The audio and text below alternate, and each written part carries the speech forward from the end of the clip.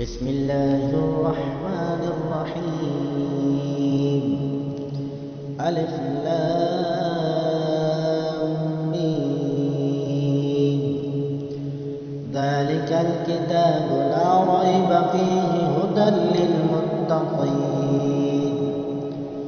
الذين يؤمنون بالغيب ويقيمون الصلاة ومما رزقناهم ينفقون والذين يؤمنون بما أنزل إليك وما أنزل من قبلك وبالآخرة هم يوقنون.